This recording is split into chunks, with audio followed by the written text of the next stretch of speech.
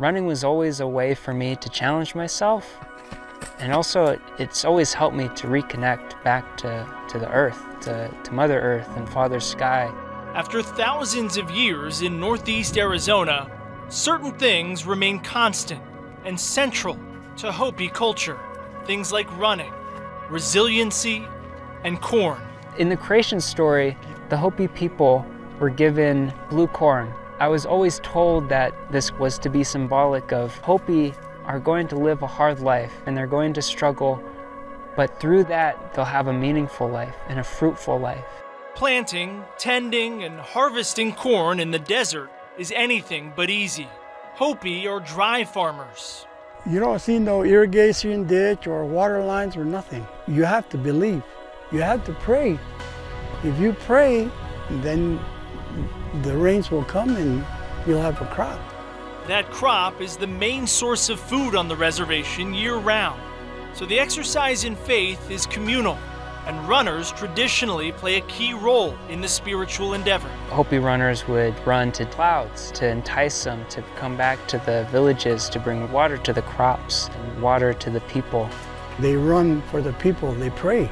In 2023, 28-year-old Joseva Kretzman is the fastest Hopi runner, chasing the clouds above the San Francisco peaks.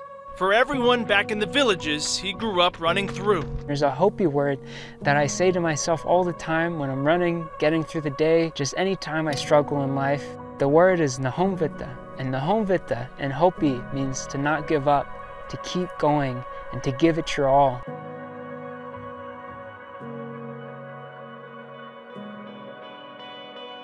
In elementary school, Kretzman knew he would take one of two paths in life. I either wanted to become an astronaut or I wanted to become a professional runner, or just become an Olympic runner, really. As Kretzman grew older, the latter stuck, despite the fact that he didn't make the varsity cross-country team as a freshman at Prescott High and never finished higher than 38th at the state cross-country championships. The few people I've told in the past 10 years, and I want to run in the Olympics, I want to qualify for the Olympic trials, people just shrug, or they laugh, or they smile, or they have a reaction that's never like, yeah, I believe in you. Kretzman kept pursuing his goals anyway. As a senior at Division II Fort Lewis College in Colorado, he was first team all-conference, placing 47th at the NCAA championships. Still, he was told to forget his Olympic dream. It's a lot of negative thinking, and a lot of people have put me down in that sense. A lot of frustration has come from that, a lot of trauma too. After graduating, Kretzman moved to Flagstaff, a popular training ground for aspiring Olympians, as one of the highest elevation cities in the United States, at just under 7,000 feet. You meet a lot of people in Flagstaff, a lot of great runners, a lot of good athletes. You can run fast times, but living and training and being dedicated out here, you have to be really mentally strong. Most of the runners here are pros, sponsored, paid to practice. Very few are blue collar.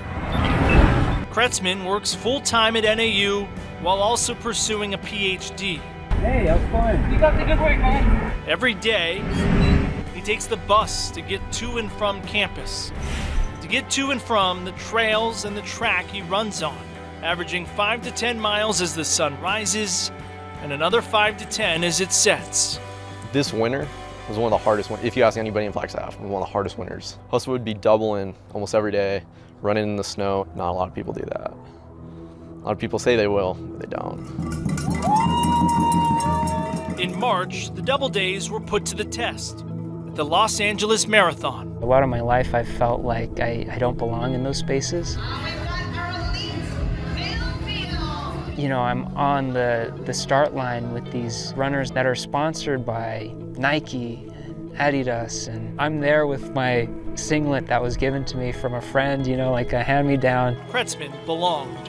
In his first ever marathon, featuring 22,000 runners, he finished 6th, the top American. It was finally something good to read in the newspaper.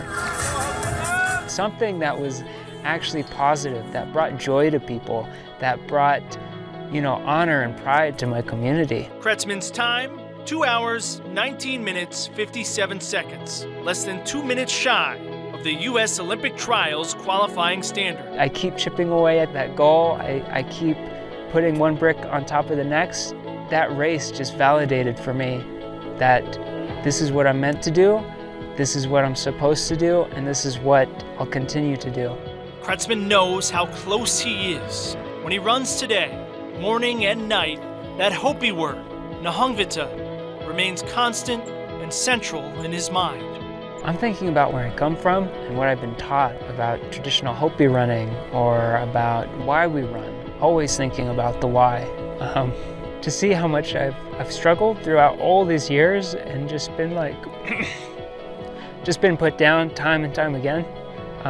Been told that my dreams are too big, they're never gonna become reality. Well, what if that dream did come true? What if all those hours of hard work, of dedication, of persistence, of sacrifice led you to where you actually want to be? For thousands of years in Northeast Arizona, that's Hopi culture. It's incredible what happens when you say to yourself, like, I can't give up, you know? Like, that's not an option for me. And it's so easy to have that be an option because that's the easy route to anything, is just giving up. But the hard way will always be the most fruitful way. Hopi Kretzmann will be racing this weekend in New York. If he cuts 2 minutes off his marathon time, he will qualify for the 2024 Olympic trials, which are in February. The top 3 finishers there make the U.S. Olympic team. He's how old, Nick? 28. 28, and a PhD in? Interdisciplinary health. So he does a lot of research into recruitment and retention of Native students at NAU and at university in general. And 5 to 10 miles in the morning, 5 to 10 miles at night. I love when you showed him getting on the bus, going to work, running, getting his PhD. I mean, it's incredible. It's truly a passion, right? Like, he's working and in school 40, 50, 60 hours a week, and then spending 4 or 5 hours a day on top of that training. And I have to say, the imagery just in that whole story was amazing. Shane Egan, our videographer. Yes, and I asked you, who shot this story? And it's very Shane and Nick King, and it was very It was a nice beautifully combination of everything he's done on the reservation and then also in Flagstaff, what he's doing right now. Beautiful It stuff. all comes together, And nicely done, guys. Thanks. So we'll be cheering for him this weekend? Yes. Yeah, Okay. can't wait for Monday. New York. Sunday. Sunday?